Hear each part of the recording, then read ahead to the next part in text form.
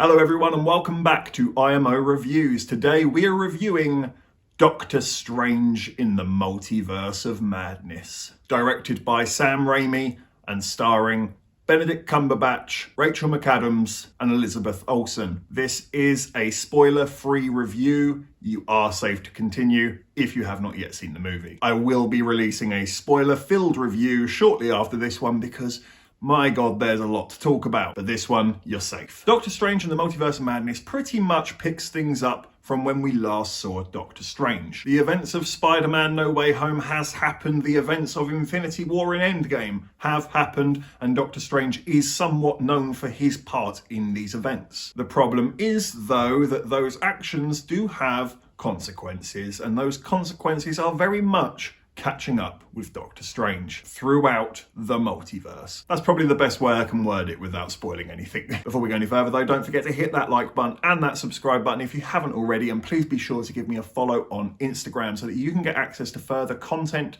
polls, tournaments, and even decide what I review. And of course, we thank you if you do. So diving straight into the positives of Multiverse of Madness, this film really does commit and try its absolute hardest to deliver everything. And I mean everything. I also thought it had a hugely gripping story with fantastic pace. It doesn't let up. It felt like it never stopped. I also really enjoyed the originality of the story as well. There are definite influences from previous time-traveling multiverse movie properties of before, but that's fine. It's just inspiration, it is not copying. I also really enjoyed the performances, and I was a little bit worried specifically about the America Chavez character. I know nothing about this character, and she did seem to me, at least from the trailers, to be a bit of an afterthought perhaps. Thankfully, not the case. She was excellent.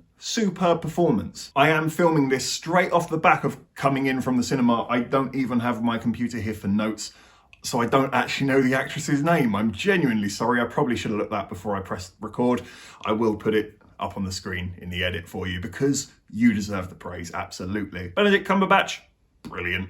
As always, I feel at this point that Benedict Cumberbatch just completely has it down to a T now. He knows how to adapt and evolve this character through the events that he has faced. And it shows, and it adds a real longevity to the character, a real story to the character, a real connection to the character. He is very quickly becoming one of my favorite Marvel characters. But I can't lie, I do have some problems with the movie. I couldn't really put my finger on it at the time as to why I was really enjoying this movie, fully invested in it for the ride, totally taken aback and interested and impressed by what was being shown to me, and yet there was just something about the film where I couldn't take that next step and say, I love this. I was just on the precipice of it all the time. And I think what it is that I personally struggled to feel the weight of this movie, the consequences, the sacrifice of the movie. A lot of it is spoken about. They speak about sacrifice and the cost of being a hero or saving the day, and I don't feel that they necessarily landed that plane. And I do see how they executed it in the finale, and they can say, yeah, no, we did deliver the message. I just thought it was a bit weak and a bit forgotten in comparison to all of the other mad stuff going on around us. I didn't feel the emotional weight, the gut punch. It never hit me there. It just always stayed in the pocket of being a really wild, fun ride, which is awesome.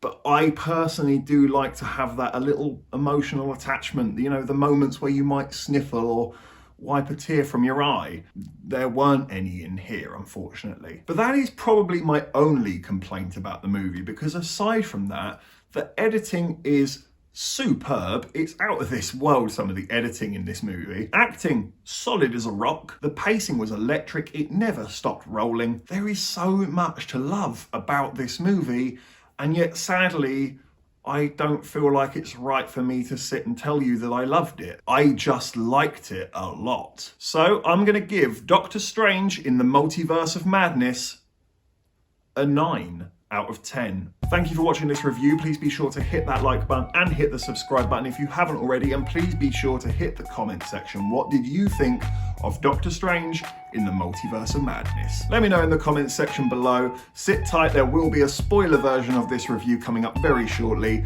and I look forward to seeing you on it.